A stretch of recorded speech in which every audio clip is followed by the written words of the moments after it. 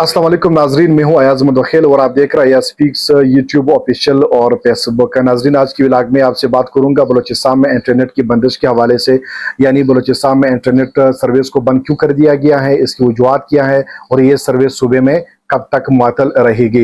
नाजरीन, बलूचिस्तान में जब भी इससे पहले इंटरनेट सर्विस को बंद की जाती थी तो हुकूमत की जानिब से बाकायदा तौर पर नोटिफिकेशन जारी होता था, जिसमें अवाम को आगाह किया जाता था कि बलूचिस्तान में या बलूचिस्तान के इस शहर में इतने दिनों तक जो है इंटरनेट सर्विस मुअत्तल रहेगी, और साथ में वजूहत भी बताते थे कि किन वजूहत की बुनियाद पर सूबे में या इस इलाके में इंटरनेट को बंद किया जा रहा है। लेकिन इस दफा हुआ कुछ यूं कि पूरी सूबे में अचानक इंटरनेट की जो इंटरनेट है उसको बंद कर दिया गया। ना तो आवाम को पहले आगाही दी गई और ना ही साथ में और ना ही वजूहत बतलाए गए कि किन वजूहत की बुनियाद पर सूबे में इंटरनेट सर्विस को बंद कर दिया गया है।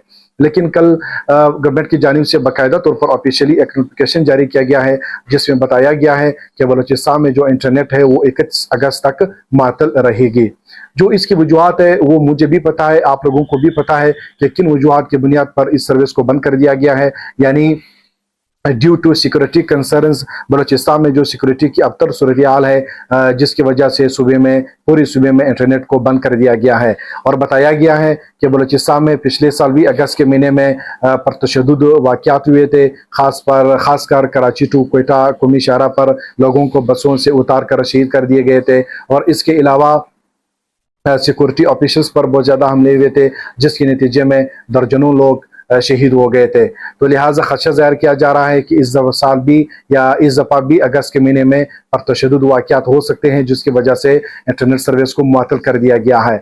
अब चूंकि इंटरनेट सर्विस को मुअत्तल कर दिया गया है, लेकिन इससे जो है आम आवाम की ज़िंदगी है वो डायरेक्ट मुतासिर हो रही है। यानी जो ऑनलाइन ट्रेडिंग बिजनेसेस करने वाले लोग हैं, जो ऑनलाइन कारोबार करते हैं, इनका जो कारोबार है वो इंतहाई मुतासिर हो रहा है। यानी वो पाकिस्तान के अंदर या जो बाहर ममालिक में ऑनलाइन बिजनेसेस करते हैं, इन पे बेचारों पे बहुत ज़्यादा इम्पेक्ट हो रहा है इसका। इसके अलावा जो स्टूडेंट्स हैं जो कम्पिटिटिव एग्ज़ाम्स की तैयारी करते हैं, यानी जो ऑनलाइन क्लासेस लेते हैं, ऑनलाइन सेशंस लेते हैं, यूट्यूब से लेक्चर्स वगैरह तैयार करते हैं, इनका जो स्टडी है, जो वक्त है वो इससे बहुत ज़्यादा मुतासिर हो रहा है। इसके अलावा आम आवाम, जो गरीब आवाम है, जो बहुत मेहनत से बड़ी मुश्किल से पैसे जमा करके पैकेजेस लगाए गए थे, इनके सारे करोड़ों के जो पैकेजेस है वो बढ़ गए। ये सूबा जो 1.5 करोड़ आबादी रखने वाला सूबा है, जिसमें मिलियंस लोग इंटरनेट का इस्तेमाल करते हैं, मुख्तलिफ कंपनियों को तो करोड़ों रुपए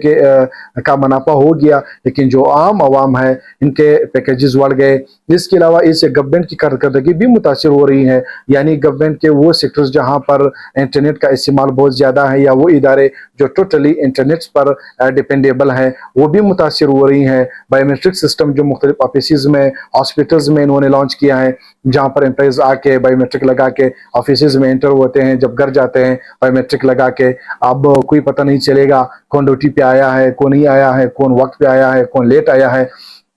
तो नाजरीन, तो ऐसी सूरत हाल में बलूचिस्तान चूँकि ऑलरेडी बहुत सारे मसले मसाइल का शिकार है। यहाँ पर बिजली की लोड शेडिंग होती थी, यहाँ पर गैस का लोड शेडिंग जो है वो होता जा रहा है। अब इंटरनेट का जो लोड शेडिंग है वो भी शुरू हुआ है। साथ में रोडों पर जो है सफ़र करना मुश्किल हुआ है।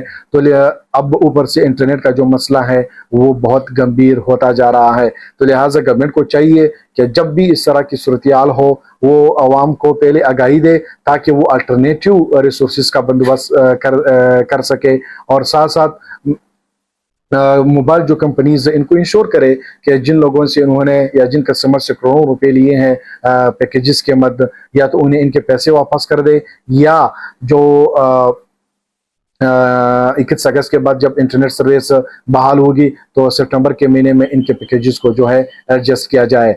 और साथ साथ एक और सजेशन जो मैं देना चाहूँगा, बलूचिस्तान जो कि रकबे के लिहाज से इस मुल्क का सबसे बड़ा सूबा है, यानी इसके बॉर्डर इधर खैबर पख्तूनख्वा से, सिंध से, उधर ईरान के साथ, अफगानिस्तान के साथ अटैच होते हैं। यानी पूरी बलूचिस्तान में तो सिक्योरिटी की जो सूरत हाल है वो तो ख़राब नहीं है। जिन जिन इलाकों में सिक्योरिटी कंसर्न्स है, सिक्योरिटी सूरत हाल अच्छा नहीं है, बेशक वहाँ पर हुकूमत जो इंटरनेट सर्विस को बंद किया जाए, लेकिन जिन इलाकों में इंटरनेट जो सिक्योरिटी की हालात है वो सही है, वहाँ पर इंटरनेट को बंद ना किया जाए। नाज़रीन, ये थी आज की व्लॉग जिसमें मैंने आपके साथ बलूचिस्तान में इंटरनेट की बंदिश के हवाले से तफसीली बातचीत की। इंशाल्लाह नए व्लॉग के साथ एक बार फिर आपकी खिदमत में हाजिर होऊंगा। तब तक मुझे अयाज मुनखिल को इजाज़त दीजिएगा।